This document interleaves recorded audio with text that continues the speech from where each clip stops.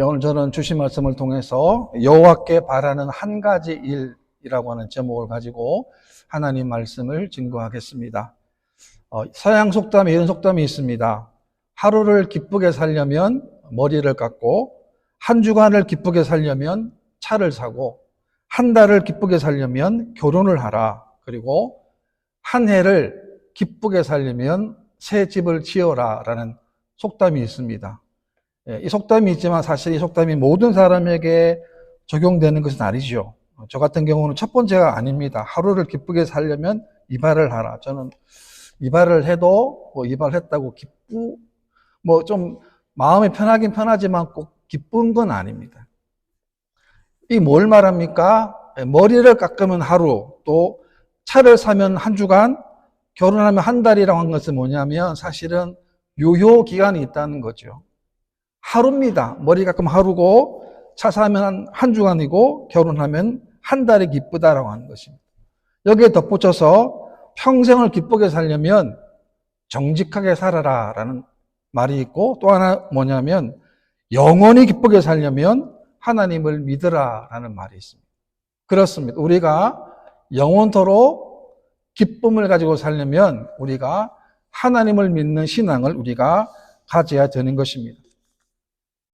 우리가 예수를 믿게 되면 성경 말씀이 나오는데 하나님은 우리들에게 병행을 하세요. 뭘 병행하시냐 하면 기쁨을 주십니다. 예수 믿으니까 너무 기쁘고 감사하고 행복하고 그런 순간과 시절이 많습니다. 있습니다. 뿐만이 아니라 우리가 예수 믿다 보면 예수 믿는 것 때문에 고난이 찾아오고 역경이 찾아오고 또 시련이 찾아오기도 한다는 것입니다. 이것을 하나님은 전도서 보게 되면 병행했다라고 성경은 말씀하고 있는 것입니다. 오늘 본문에 보게 되면 본문의 말씀도 마찬가지인데요. 다윗의 인생 가운데 극도로 고통과 고난의 시간에 다윗이 어떻게 그 극도의 시간을 견뎌냈는가를 본문에서 말씀하고 있습니다. 첫 번째는 다윗은 위기의 순간에 오로지 하나님 한 분을 신뢰하겠다는 믿음의 고백을 했습니다. 우리가 위기를 닥칠 수 있습니다. 위기의 상황이 나한테 올 수 있다는 거죠. 그럴 때 우리가 어떻게 되겠습니까? 하나님 한 분만을 믿고 하나님만을 바라보는 믿음과 신앙을 가져야 되는 것입니다. 그런데 문제는 뭡니까? 이것이 쉽지 않다는 거예요. 이스라엘 백성들의 역사를 보게 되면 그들이 잘 살게 되면 풍족해지면 거의 예외가 없습니다. 하나님을 떠나는 거예요. 이상하지 않습니까? 하나님의 축복을 받았습니까? 하나님의 은혜를 받았습니다. 그렇다면 더욱더 전심으로 진심으로 하나님을 섬겨야 되는데 이스라엘 백성들은 조금만 편해지면 하나님을 소홀히 대하고 교만하고 말씀의 자리를 떠나는 모습을 우리가 너무나도 많이 보고 있다는 거예요. 뭘 말할까요? 이것은 우리 인생 가운데 우리들은 죄성이 있다는 게 죄성. 우리가 뭘 깨달아야 되겠습니까? 우리 안에는 안 보이는 타락한 본성이 우리 안에 있다는 거예요. 이 사실을 인식하고 깨달아야 합니다. 뭘 말합니까? 우리가 하나님이 아니면, 하나님 말씀이 아니면, 약속이 아니면 우리도 마찬가지로 넘어질 수밖에 없고 쓰러질 수밖에 없다는 사실을 하나님께 고백해야 하는 것입니다. 이것이 또 하나는 기쁨이 될 수 있다는 거죠. 한국의 통계를 보니까 대한민국에 1년에 스스로 자신의 목숨을 끊는 사람이 몇 명이냐 보니까 13,000명이에요. 어마어마하죠? 그러니까 13,000명을 하루를 계산해 보면 하루에 스스로 목숨 끊는 사람이 36명이 목숨을 끊습니다. 충격적이지 않습니까? 더 이상의 길이 안 보이는 거예요. 더 이상의 소망이 안 보이는 겁니다. 그래서 하루에 매일매일 36명, 오늘도 마찬가지 아니겠습니까? 36명이 스스로 자신의 목숨을 끊는 거예요. 이 사실을 보게 되면 우리가 믿음을 가진다고 하는 것, 하나님 믿는다는 것이 얼마나 귀한 일인가를 말씀해 주는 거예요. 왜? 우리들에게 똑같은 어려움들, 똑같은 시련들이 우리들에게도 찾아오기 때문에 그렇습니다. 1절 말씀 보게 되면 여호와는 나의 빛이요 나의 구원이시니 내가 누구를 두려워하리요? 여호와는 내 생명의 능력이시니 내가 누구를 무서워하리요라고 했습니다. 근데 시편을 보게 되면 다윗처럼 하나님을 많이 찾은 사람도 없습니다. 본문에서도 하나님을 여호와는 나의 빛이고 나의 구원이시고 내 생명의 능력이라고 다윗은 고백을 했습니다. 이게 뭘 말합니까? 다윗은 하나님을 절대 신뢰하는 믿음을 그가 가지고 있음을 말씀한 것입니다. 여러분 잘 아시는 대로 다윗은 그가 사무엘 선지자로부터 기름 부음을 받은 이후에 전과 후는 너무나 달랐습니다. 그 전에는 뭐였습니까? 목동이었어요. 시골에서 양을 치는 목자였는데 기름 부음을 받고 난 이후에 왕이 되기까지는 처절한 고통의 시간을 그가 보냈습니다.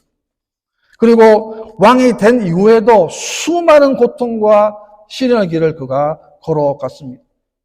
그 과정마다 하나님이 함께 하시고 하나님이 도와주시고 하나님이 해 주셨기 때문에 내가 하나님을 말며 승리했다는 사실을 고백하고 있는 거예요. 고린도후서 10장 말씀 보게 되면 너희는 믿음 안에 있는가 너희 자신을 시험하고 너희 자신을 확증하라라고 했습니다. 시험하라는 이 말은 확인을 해보고 조사해보라는 뜻인데요. 어떤 말이냐면 나는 지금 어떤 믿음을 가지고 있는가 또 나는 믿음의 분량이 어느 정도인가를 확인해 보라는 거예요. 사무엘상 4장에 보게 되면 이스라엘 백성들의 믿음은 가짜 믿음이었어요. 이스라엘 백성들이 블레셋과 전투를 하는데 전쟁에서 졌어요. 4,000명이 죽었습니다. 그래서 묘안을 짜는 게 뭐냐면 하나님의 법궤를 가져오자는 거예요. 이게 뭐냐면 이스라엘 백성들이 하나님을 섬기는 것이 아니고 하나님을 이용한 것입니다. 법궤를 가져왔습니다. 그러면 당연히 이길 줄 알았는데 더 크게 졌습니다.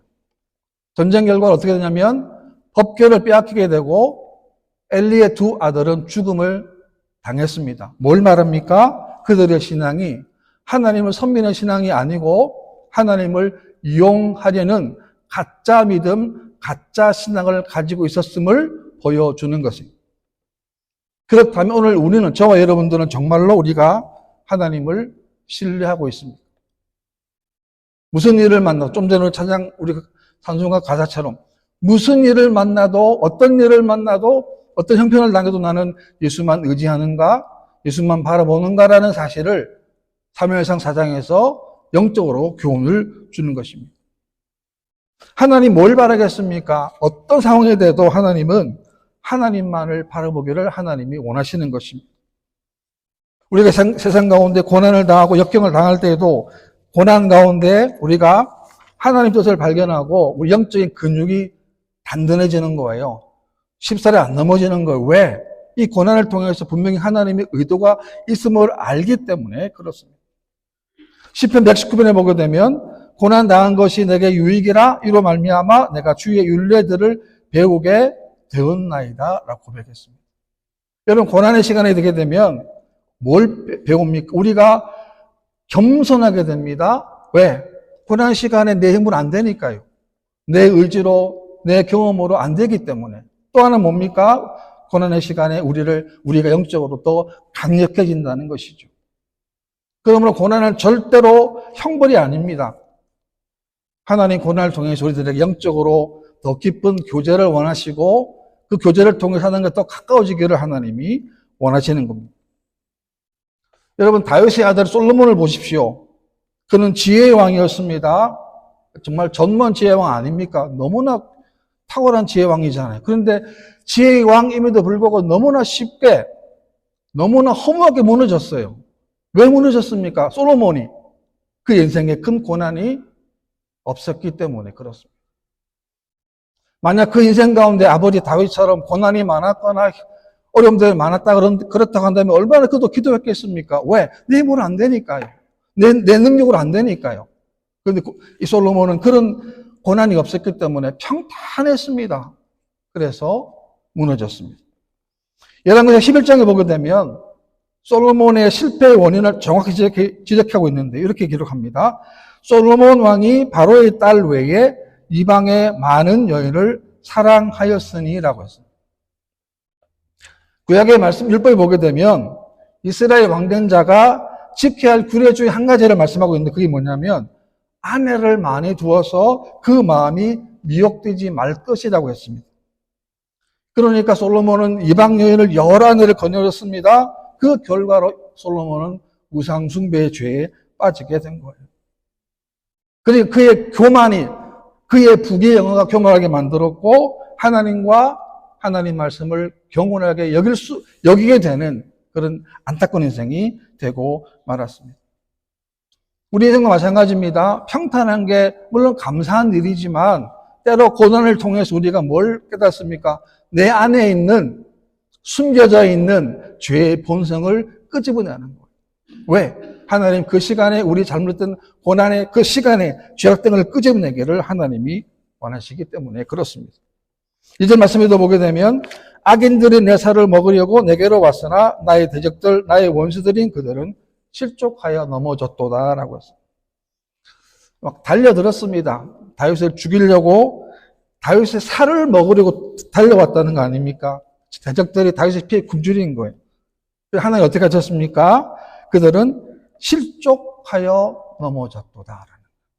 여러분 그냥 넘어진 게 아니고 하나님이 그들을 어떻게 한 것입니까? 실족하게 해서 넘어지게 하신 거예요. 하나님이요. 성경에 보게 되면 다윗을 보십시오. 사자와 곰으로부터도 구출을 받았습니다. 사울로부터도 구출을 받았습니다. 수많은 블레셋 나라로부터 구출을 받았습니다. 어떻게 구출을 받았습니까? 하나님이 그와 함께 하셨기 때문에 그렇습니다. 여러분 인생을 한번 뒤돌아보십시오. 올해가 벌써 오늘이 11월 마지막 주인데 우리 인생 가운데도 하나님이 얼마나 많이 구출해 주셨습니까? 얼마나 많이 도와주셨습니까? 그 사실을 우리가 기억하라는 거예요. 3절입니다. 군대가 나를 대적하여 진칠지라도 내 마음이 두렵지 아니하며 전쟁이 일어나 나를 치료할지라도 내가 여전히 태연하리로다. 이제는 한 사람이 아니고 적이 아니고 군대가 동원되는 거예요. 나 한 사람 다윗 죽이려고 군대가 동원하는데 다윗은 뭐라 그럽니까? 내가 여전히 태연하리로다. 어떤 사람이 와도 어떤 위기가 와도 하나님이 나와 함께 하신다는 거예요. 그 믿음이 다윗에게 있었다라고 하는 것입니다. 성경에 보게 되면 여러분 사울과 다윗의 차이가 이것이에요. 왜 사울이 버림받았습니까? 왜 다윗 쓰임받았냐면 다윗은 이 고난의 시간에 이 고난의 환경 가운데서도 하나님만을 의지하고 하나님만을 바라봤어요. 사울은 반대예요. 사울도 고난을 당했을 때 어떻게 했습니까? 자기 인간적인 계산을 쓴 거예요. 사무엘상 28장을 보게 되면 블레셋과 전쟁을 이제 그런 대치 상황인데 불리한 거예요. 하나님 말씀을 안 해주세요. 내가 어떻게 될지를. 짜는 계획이 뭐냐면 엔돌에 있는 신접한 여인을 찾아가는 거예요. 여러분 하나님의 종이 아닙니까? 하나님의 기름 부은 하나님 왕인데 하나님께서 안 가고 신접한 여인을 찾아가는 거예요. 찾아가 어떻게 가냐면 변정을 하는 거예요. 변정. 왕으로서 가는 게 아니고 몰래 가는 거예요. 간 거예요. 이것이 바로 다윗과 사울의 극적인 차이가 되는 거예요. 여러분 우리 인생도 마찬가지입니다. 우리가 위기를 당했을 때 고통을 당했을 때 어떻게 할 것인가? 하나님 주시는 그 길을 따라갈 것인가? 아니면 눈 깜빡 감고 세상 길로 갈 것인가? 고민이. 그것이 뭐냐? 다윗의 길이 될 수 있고 그것이 바로 사울의 길이 될 수 있는 거예요. 야고보 4장 말씀 보게 되면 주 앞에서 낮추라. 그리하면 주께서 너희를 높이시리라. 다윗은 끊임없이 낮췄어요. 그랬더니 하나님이 높여주신 거예요. 그 다음에 두 번째 다윗은 하나님의 아름다움을 바라보기를 원했습니다. 4절인데요. 내가 여호와께 바라는 한 가지 일 그것을 구하리니 곧 내가 내 평생에 여호와의 집에 살면서 여호와의 아름다움을 바라보며 그의 성전에서 사모하는 그것이라 라고 했습니다. 여러분 다윗이 구한 게 뭡니까? 부귀, 영화, 권력, 정치 아닙니다. 뭘 바라고 했습니까? 하나님의 집에 사는 거예요. 언제까지입니까? 평생 동안. 왜 그렇습니까? 왜가 중요한 거예요? 하나님의 아름다움을 보기를 원한 거예요. 너무 참 존귀한 말 아닙니까? 이것은 뭘 말할까요? 하나님의 집에서 영원토록 하나님과 영적인 교제를 하기를 원하는 다윗의 모습이에요. 네, 그래서 사도행전에 보게 되면 다윗을 이렇게 표현하지 않습니까? 내 마음에 맞는 사람이라. 여러분, 혹시 여러분 가운데 누가 여러분 마음이 맞는 사람입니까? 생각해 보십시오.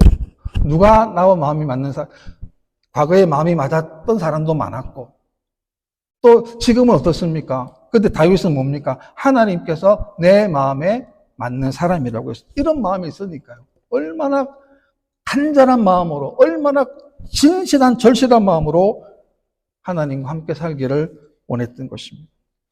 하나님의 아름다움은 뭘까요? 하나님의 신실하심입니다. 하나님 약속하시면 그 약속을 반드시 이루시는 분입니다. 그 사실을 다윗은 고백을 한 겁니다. 우리가 어떻게 구원받았습니까? 하나님의 은혜 아닙니까? 예수님 땅에 보내셔서 우리의 모든 죄를 대신 지시고 십자가 지셔서 우리가 사함받게 되고 우리가 하나님의 거룩한 자녀가 된 겁니다.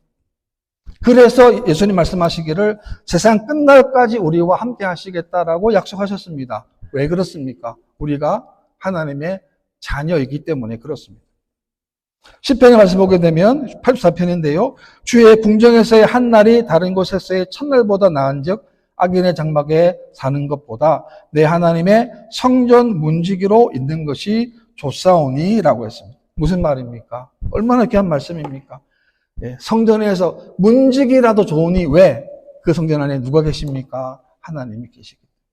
그분과 교제하고 말씀 듣고 그분과 은혜를 나누고자 하는 고백의 위대한 고백을 하고 있는 것입니다. 신앙생활은 다른 것이 아닙니다. 하나님과 가까이 하는 거예요. 왜? 나에게 귀한 복이 되기 때문에 그렇습니다. 우리 인생 가운데도 수많은 위기들이 있고 난관이 있고 고통이 있습니다. 그러나 그 순간에도 우리는 그 순간에 그 위기 가운데도 하나님이 우리와 함께 하심을 믿으시길 바랍니다. 5절입니다. 여호와께서 환난 날에 나를 그의 초막 속에 비밀히 지키시고 그의 장막 은밀한 곳에 나를 숨기시며 높은 바 위에 두시리로다 라고 했습니다. 위기 가운데 하나님 뭐가 있습니까? 하나님은 비밀한 공간이 있다는 거예요. 하나님은 은밀한 곳에 있다는 거예요. 우리는 모르는데 하나님이 은밀한 곳에 비밀한 곳에 우리를 두시는 거예요.